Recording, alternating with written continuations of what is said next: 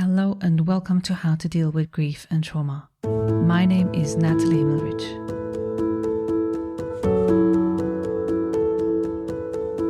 How to Deal with Grief and Trauma is completely self-funded, produced and edited by me, Natalie Himmelrich.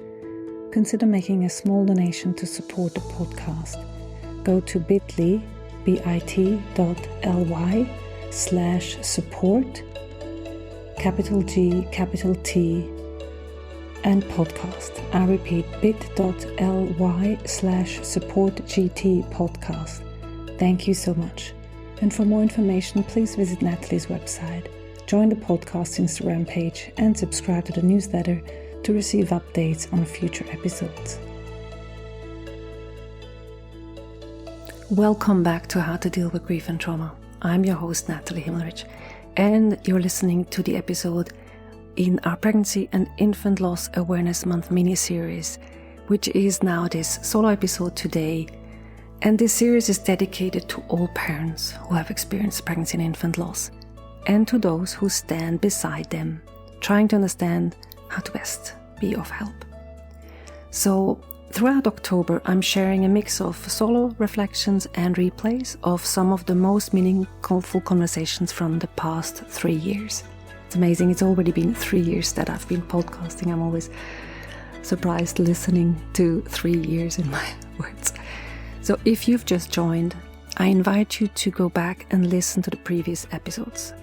The first one was episode 142, called Pregnancy and Infant Loss Awareness. It sort of sets the stage for this series. And then the first one on my solo reflections was on Your Grief is Real and Valid and how to show up without fixing. And a couple of days ago, we had the loneliness of loss and what to say or not to say.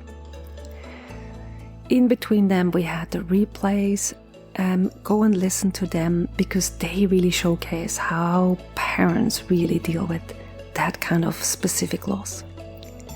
So today we'll explore 2 connected ideas. So one of them is navigating the waves of grief and how to offer practical support that really matters in easing the everyday load of the life after loss.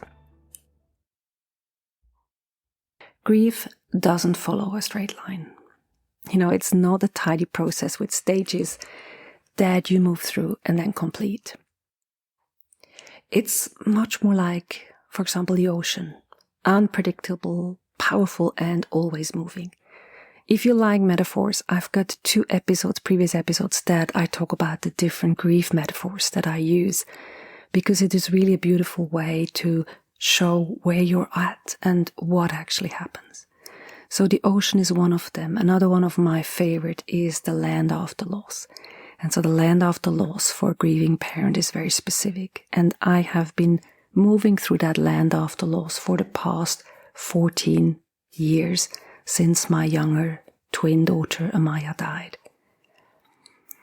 So if we're going back to the metaphor of the ocean, some days my sea, my ocean now feels calm. I'm breathing a little easier and I smile, and other days it's a little bit less calm. Now for you, who might be very early on in your grief, some days your sea is big, triggered by waves and by the smell and by triggering things. You might not be breathing easy. You might not be smiling without guilt. But I promise you, there will come a day when also your sea feels a little bit calmer. Still, suddenly a wave comes, triggered by a memory, or something as small as seeing another baby's pram. You might feel like pulled under, wondering, why am I back here again? I thought I was doing better. But this is the truth of grief. You're not back at the beginning. You're simply in another wave. So for those grieving a pregnancy or an infant loss, these waves can come with added complexity, such as hormonal shifts or physical reminders, and the quiet absence of rituals that other losses might have. There's often no funeral or no memorial or no framework, society's framework that says this was a life to be grieved. Depending on when you've lost your baby, you might not even have any memories, any tangible thing. And so the grief can feel endless and unseen. It's okay if you find yourself cycling through different emotions: sadness, anger, guilt, love, hope, and sometimes all in the same day. These are not signs of regression, these are signs of your continuing love. One of the sentences that I like is, grief is love with no place to go. When there's different people that it's attributed to, but the idea is, where does your love go if that person is not here? So when you notice the wave rising, try to pause. Breathe. Name it. Say, this is a wave. Let me move through it, rather than fighting it. With time, these waves become a little less overwhelming. You learn to float with them instead of fearing them. And your grief softens, but the love remains. So let's move into the second part, why practical support matters. So if you're someone who's supporting someone who's going through this, practical support makes a huge difference, especially when words fall short. Because after loss, grief drains energy. There's a metaphor that says grieving after the significant loss of a child is like running a marathon daily. So it costs a lot of energy. So simple tasks such as cooking or answering a message or going shopping or even going to appointments, they can feel impossible. And so this is where your presence as a supporter in action can mean everything. So in my case, I remember the first few days when we were still at the hospital, there was one friend who sat by the side of the bed and she made a list with us of practical things we needed to do now that our daughter had died and we had a small baby. Now there's other things which supporters can do.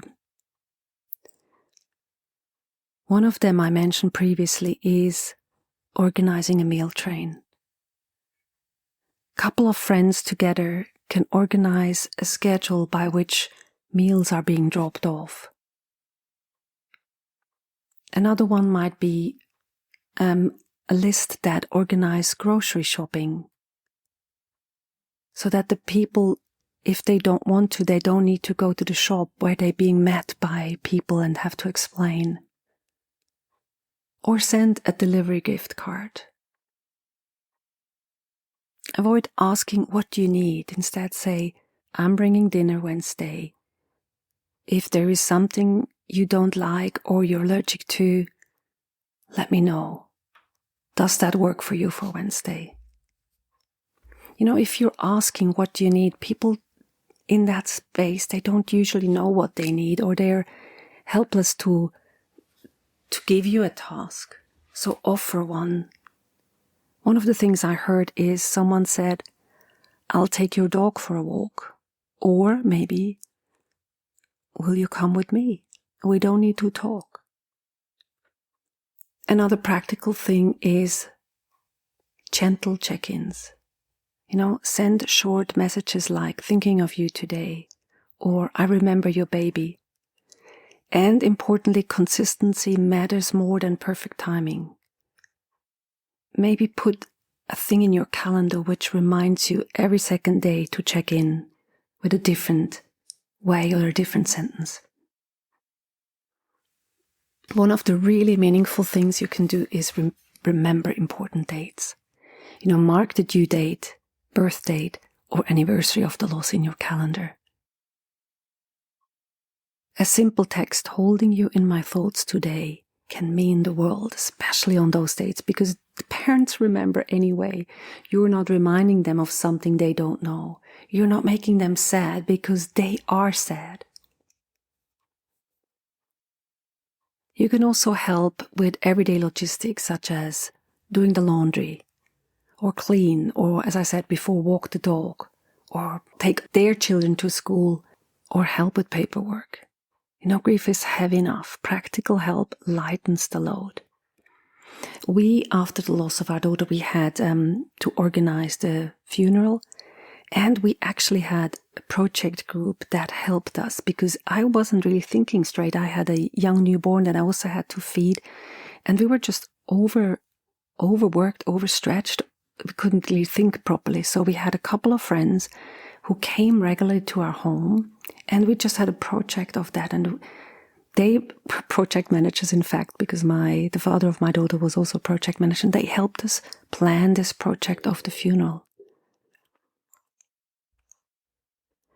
Also respect emotional rhythms. Understand that some days they may want company and others they may not.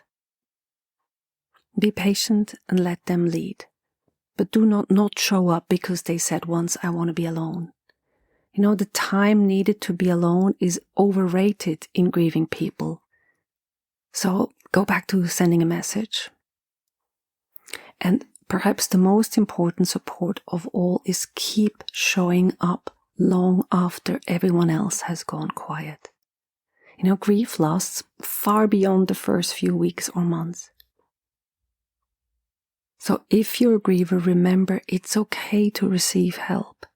It's not weakness. It's a part of healing. Let people care for you, even if you don't have the energy to express what you need. Because practical support is love in motion. It's empathy you can touch. So to close for today, just remember, grief moves in waves, and we can't stop the tide, but we can learn to breathe through it. We can surround ourselves with people who bring steadiness when the water feels rough. If you're grieving, I hope you find a gentleness in your rhythm, and I hope you find a trust that calmer waters will come again. If you're supporting someone, may you remember it's not grand gestures that matter most, but small, consistent acts of care. Together they build a bridge between grief and love. One meal, one message, one moment at a time. So thank you for joining me for this third solo episode of our Pregnancy and Infant Loss Awareness Month mini-series. The next solo reflection is coming out on October 18 on the topic of the body remembers and honoring important days. You can find many of the resources I mentioned in my book Grieving Parents, which has been written in the second year after my loss, so it's very raw, as well as the book I mentioned, Bridging the Grief Gap, and my course Healing Steps at nataliehimmelrich.com. And if this episode resonated with you, please share it with someone who needs it. By sharing it, you let them know that they are not alone in the waves. So take gentle care, and I'll meet you again soon. Thanks for listening to How to Deal with Grief and Trauma. If you'd like to be updated on future episodes, please subscribe to my newsletter on nataliehimmelrich.com. If you need grief support, please contact me for a 30 minutes free discovery session. How to Deal with Grief and Trauma is produced and edited by me, Natalie Himmelrich. To support this podcast, please rate, review, and subscribe to or follow the podcast on Apple, Spotify, or wherever you get your podcasts. Thank you. And remember to keep breathing. I promise it will get easier.